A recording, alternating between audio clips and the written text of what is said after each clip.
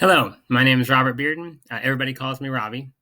I think one of the main things people would say about me is that I am an empathetic and caring person. If you see me at a family reunion, I'll be outside playing with the kids instead of talking to the boring adults. I've always been someone kids feel safe with. Um, and I think both of those will go into my career as I go forward.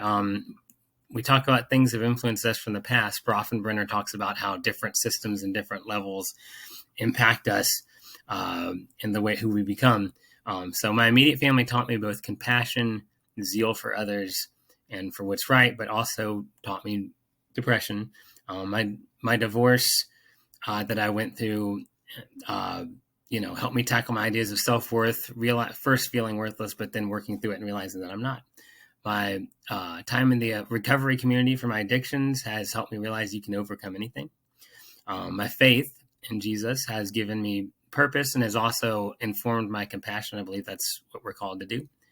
And my son has taught me that you can do the hard work if you need to. He's also gives me hope for the future.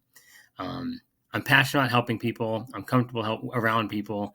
I've always worked in food service, and I want to find a way to share that with the world in a way that makes the world a better place. And when I think about my biases, in the TED Talk we listened to, Myers said that even if you're not shooting down people in the street, the same prejudices and stereotypes that fuel those kind of incidents can still be in you. And I just want to make sure that none of that's in me. I always want to be mindful and learn and grow and improve. So I'm pursuing a career in school counseling, still kind of deciding whether it's going to be school counseling or more of a private practice thing, but leaning towards school counseling. And the reason I'm doing this, as I watched my son go to specialists at school and in private practice, play therapists, school intervention, stuff like that, I saw the benefit of having someone who is good at that and how much that can help somebody. Also with myself as well, being in therapy.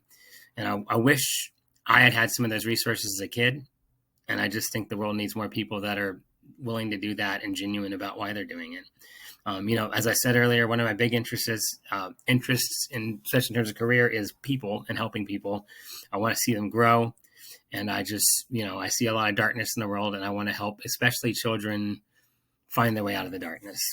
And I want to use it for that, and as my faith, my compassion, my love, that's what Jesus calls us to do. And that's what I want to give to the world.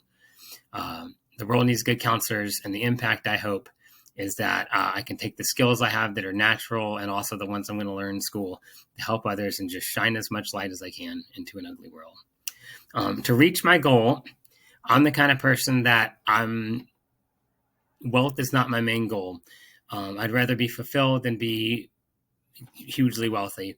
On the other side, there's a balance, and I've struggled most of my life. I'd like to get to a place where I'm financially secure, but I don't have to be very rich. So I see this work as a calling, almost as a mission. As part of my faith, I want to bring that love for others and that safety and security to others as part of that. So I want to balance that. I want to respect all cultures, not just my own faith, but respect everyone. But I see helping the most vulnerable people as God's work. So money is not so much the objective as is fulfilling that calling and helping others. The path I'm going to take, I'm getting my bachelor's at ASU now. I'm going to go from here to at least a master's degree in the field.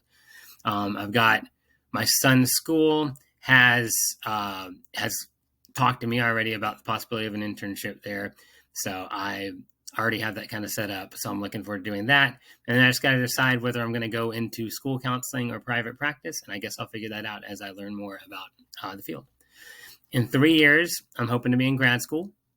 In 5 years, I'm hoping to be out of grad school, and I'll be in my first job, figuring out the field, getting a feel for things.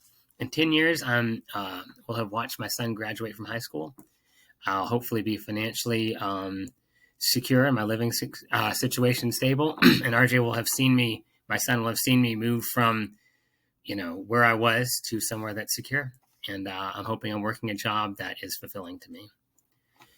As I move forward, I know psychology and education are both fields that there's constant research and they're constantly evolving with the techniques that we use. So I'm going to be, studying and reading on my own about that. I feel like learning about my own biases and being mindful of those is going to help me serve everybody fairly and equitably in my professional capacity. And I want to always have an eye towards that. For professional development, Colin, Vanderheiden, and Lewis in Module 5 said that professional development works best in situations where the management situation is nurturing and allows for mistakes. And I've found that true so far in my professional life.